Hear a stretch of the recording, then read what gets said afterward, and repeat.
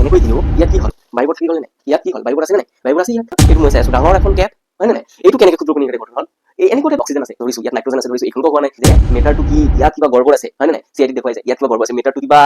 অসুবিধা আছে মেটাৰটো এই পদাৰ্থটো যে কণিকাৰে গঠিত আছে ঠিক আছে ইয়াত কি কৈছো ব্যৱধান আছে ব্যৱধান আপুনি চাই আছে নেকি ক'ত গ'ল ব্যৱধান নাই নমস্কাৰ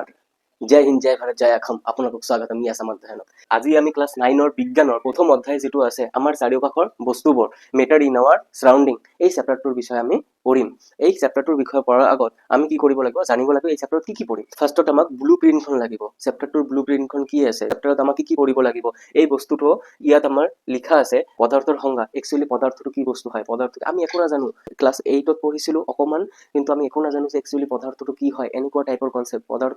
পদাৰ্থ কি বস্তু হয় ইয়াৰ কাম কি ই কেনেকৈ গঠিত হয় ই পদাৰ্থৰ কি বস্তু আছে যেনেকুৱা আমাৰ গোটেই বস্তু হয় কিন্তু মই এনেকৈ কৈ আছো কাৰণ বহুতে পদাৰ্থটো কি বস্তু হয় এইখন জানিব লগা আছে একচুয়ালি পদাৰ্থটো কি বস্তু হয় নেক্সট হৈছে পদাৰ্থৰ ভৌতিক অৱস্থাৰ বিষয়ে ইয়াত জানিম নেক্সট টপিক পদাৰ্থৰ কণাবোৰৰ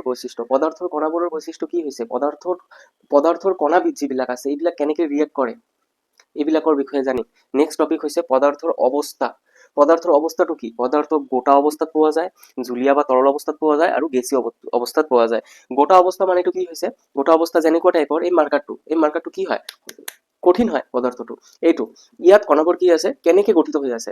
ইয়াত কণাবোৰ কেনেকৈ আছে এই বস্তুটো আমি ইয়াত জানিম তাৰ পিছত কি আছে জুলীয়া পদাৰ্থ ধৰি লোৱা পানী জুলীয়া য'ত থৈ দিয়ে হেইটোৰে কি হয় আকাৰ ধাৰণ কৰে এইটো কেনেকুৱা কণাৰে গঠিত হয় তাৰ পিছত কি আছে গেছও যেনেকুৱা আমাৰ চাৰিওকাষত এই বাইকৰ টিউবত বায়ু থাকে সাইকেলৰ টিউবত বায়ু থাকে বেলুন ফুলাও বেলুনত বায়ু থাকে এই কণাবোৰ কেনেকৈ ৰিয়েক্ট কৰে এইবোৰৰ বিষয়ে পঢ়িম পদাৰ্থৰ অৱস্থা কেনেকৈ পৰিৱৰ্তন কৰিব পাৰে এইটোৰ বিষয়ে ইয়াত পঢ়িম তাৰ পিছত কি আছে পদাৰ্থৰ তাপ আৰু চাপৰ প্ৰভাৱ পদাৰ্থৰ তাপ দিলে কেনেকুৱা হয় আৰু ইয়াৰ চাপবোৰৰ বিষয়ে ইয়াত পঢ়িম বাষ্পীভৱনৰ প্ৰভাৱকাৰী কাৰকৰ বিষয়ে ইয়াত পঢ়িম মুঠতে আমাৰ চাৰিওকাষৰ বস্তুবোৰ এই চেপ্টাৰটোত আমাৰ 6খন টপিক পঢ়িব লাগিব বেছি ডাঙৰ চেপ্টাৰ নহয় একেবাৰে সৰু মই যেনেকৈ কম এই কথাবিলাক জাস্ট মনত ৰাখিব যে কি কৈছিলে এইখন মনত ৰাখিব একেবাৰে ইজি চেপ্টাৰ হয় টান নিব একো দৰকাৰ নাই আজি আমি এই তিনিখন টপিকৰ বিষয়ত ডিসকাস কৰিম এই তিনিখন টপিক পদাৰ্থৰ সংজ্ঞা পদাৰ্থৰ ভৌতিক অৱস্থা পদাৰ্থৰ কণাবোৰৰ বৈশিষ্ট্য এতিয়া আমি কি কৰিম এই তিনিটা টপিক ভালকে বুজিম ইয়াত বুজাৰ পিছত যিবিলাক কোশ্চেন থাকিব কিতাপত ইয়াৰ এই টপিকৰ মাজত এই কোশ্চেন আনসাৰ বিলাকো দি দিম আৰু লগতে আমি এমসিকিউ যেহেতু আমাৰ এক্সামত আহে এই টপিকৰ মাজৰ পৰা যিমানখিনি এমসিকিউ হ'ব পাৰে সেইখিনি এমসিকিউ আপোনালোকক পিডিএফ আকাৰত দি দিম বলক তেনেহলে আমি স্টাৰ্ট কৰোঁ এতিয়া আমি আমাৰ চাৰিওকাষৰ বস্তুবোৰ চেপ্টাৰটোৰ প্ৰথম টপিক যেটো আছিল পদাৰ্থ মানে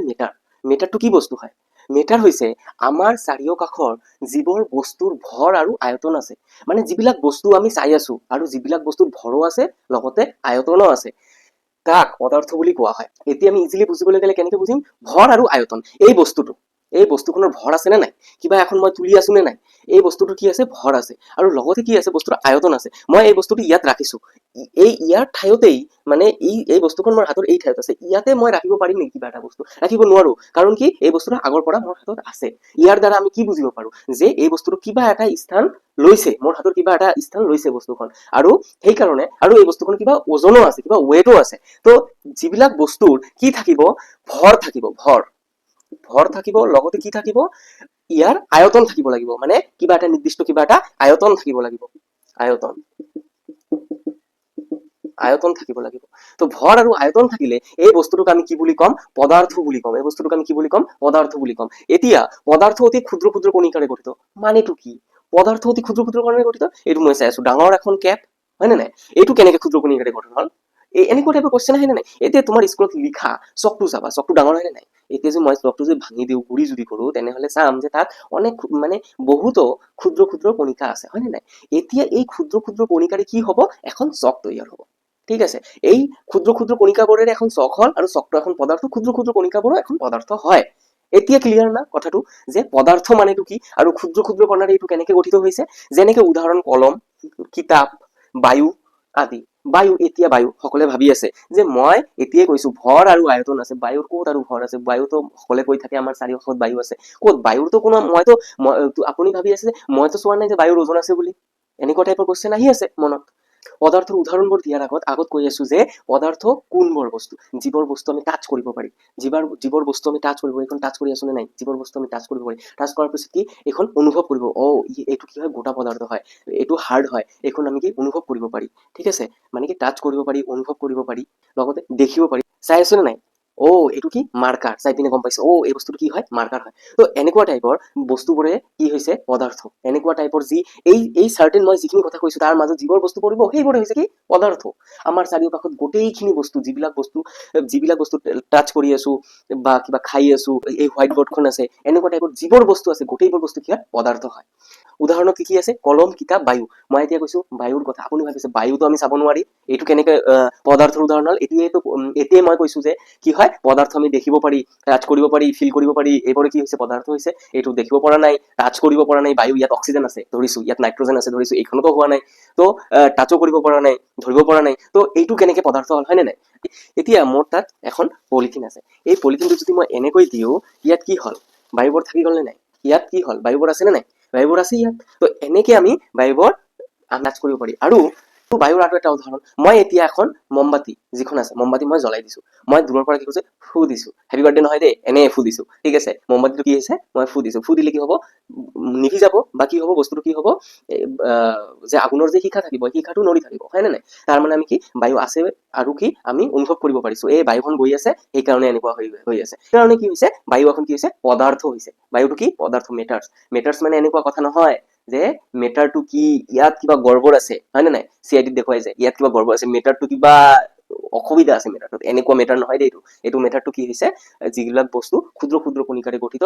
এটা বস্তু হ'ব আৰু বস্তুটোৰ ভৰ থাকিব লগতে আয়তন থাকিব ইয়াক কি বুলি কোৱা হ'ব মেটাৰ বুলি কোৱা হ'ব মই যদি এতিয়া পদাৰ্থৰ আৰু যদি উদাহৰণ দিবলৈ বিচাৰো যে মই কি কৈছো স্থান অধিকাৰ কৰে বা স্পৰ্শ কৰিব পাৰি বা টাচ কৰিব পাৰি এতিয়া মই এই মোনাটোত মাৰ্কাৰটো তাত দিব লাগে ঠিক আছে যদি পদাৰ্থ হয় তেনেহলে আমি টাচ কৰিব পাৰিম তাত দিব পাৰিম দিছো হয় নাই দিব পাৰিছো এতিয়া বায়ুটো আমি ইয়াত ভৰাব পাৰিছো হয় নাই এতিয়া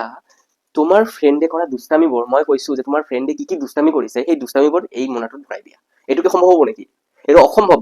আপুনি যদি এনেকে বায়ু সোমাব পাৰে আপোনাৰ ফ্ৰেণ্ডে কি কৰিছে স্কুলত গৈ পিনে ৰোহিত নামৰ এজন আছিলে তাক কি কৰিছে মাৰিছে ঠিক আছে এই মই কৈছো সেই ঘটনাটো এই মোনাটোত সোমাই দিয়া সোমাব পাৰিব নেকি তেনেহলে আপুনি গম পাইছে কোনবোৰ পদাৰ্থ হয় কোনবোৰ নহয় যিবোৰ টাচ কৰিব পাৰি ফিল কৰিব পাৰি এইবোৰে পদাৰ্থ যিবোৰ টাচ কৰিব ফিল কৰিব নোৱাৰি এইবোৰ পদাৰ্থ নহয়